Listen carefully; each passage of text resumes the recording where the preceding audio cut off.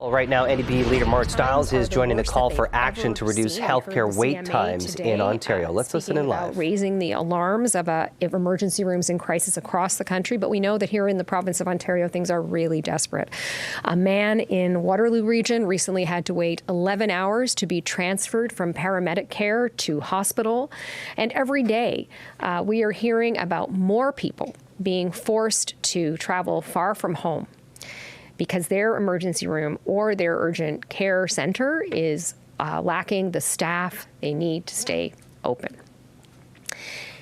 Imagine how scary that must be. If your loved one needs urgent care and it's not there for you when you need it. Rural, remote, and northern communities are hit the hardest, but we're seeing this all over the province of Ontario. Doug Ford and the Conservatives promised to fix the Liberals' hallway medicine crisis, but things are just getting worse. I had a paramedic the other day say to me, you know, we've moved from hallway healthcare to garage healthcare. And the Premier needs to stop pretending this crisis doesn't exist. The good news is there's hope, because we can fix this problem. And that's why today I'm delivering a challenge to Mr. Ford. Bring the legislature back and work with us in the NDP to reduce healthcare wait times right now. There are three things that I want to propose today that the government could do to make an immediate impact. First, drop its appeal of Bill 124, and that's the bill that the government has used to unconstitutionally suppress healthcare workers' wages. The government needs to stop spending untold millions fighting healthcare workers in court. It's devastated frontline healthcare. It's showed them deep disrespect, and it is a major factor in what is driving them out of our hospitals, out of our long-term care facilities, and out of our province. Second, the government needs to establish safe nurse-patient staffing ratios. Follow in the footsteps of BC's NDP government and establish minimum nurse-patient staffing ratios to ensure quality of care. This is something that I really quite recently sat down with the BC Premier, David Eby, to discuss. It's a bold step to managing the burden that so many of our overworked healthcare workers are dealing with, and it ensures patients are getting the highest standard of care. Third, cap private nursing agencies. Now, in the fall, we in the NDP introduced legislation to limit hospital and long-term care home spending on private healthcare staffing agencies within 2 years. The government's policies have resulted in hospitals hemorrhaging healthcare dollars into these private agencies. And we know that, certainly in some smaller community hospitals of representing, say, 8,000 in a population or less, they are so strapped that they probably can't do that. And in those cases, the government needs to help support this exorbitant cost while we work to deliver more solutions. But meanwhile, we need to prohibit agencies from paying their workers more than 10% above the rate in the public workplaces, if we're ever going to retain and recruit workers to our public healthcare system. Now, if we fix our healthcare staffing crisis, we will reduce wait times. But without workers, our hospitals and our long-term care homes, they can't function. And that's why I'm urging the Ford government to work with the NDP, adopt these three simple solutions to improve workers' conditions, to bolster staffing levels, and to fix our wait time crisis. This crisis cannot continue, and Ontarians are demanding better. And with that, I'm happy to take your questions. Doctors I'm talking to, they say staffing, yeah, it's an issue, but they say the biggest problem leading to the wait times is the fact that we just don't have enough beds to put people in. Like, why isn't one of your recommendations simply that we build more hospitals or more hospital capacity? I would say I think that's a little bit inconsistent with what we are seeing across the province. Certainly, there are many factors at play here, but at heart, this is absolutely a staffing crisis.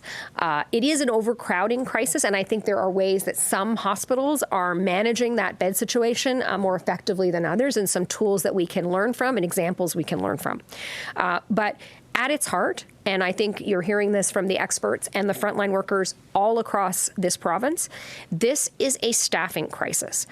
It is in part because we are without the Ontarians, 2.2 million of them don't have a primary care physician or a nurse practitioner they can go to. It is also, though, very much about the fact that we are seeing, we are losing healthcare workers at an extraordinary rate, and certainly far faster than the province can recruit them. And so all of the measures that the government says that they are taking are not good enough. We are not seeing the increase in staffing that we need to, and we are seeing, again, a consistent over-reliance on private staffing, private nursing agencies, which cost an enormous amount and are hemorrhaging healthcare dollars out of our public healthcare system. I also don't want to lose track of the fact that, we have the money right now in place to be able to deal with some of this, right? To incentivize and recruit and retain the nurses and other healthcare workers that we need to be working in our hospitals. But this is a government that is choosing not to spend those dollars, and this is a government that is choosing instead as well to move public healthcare dollars out of our public healthcare system and increasingly into private clinics. And that's costing us all more. There's fewer hospital beds now in Ontario than there were 20 years ago. Like, how can you say that's not a big issue? I'm not saying it's not the issue, but I am saying that it is one of the issues.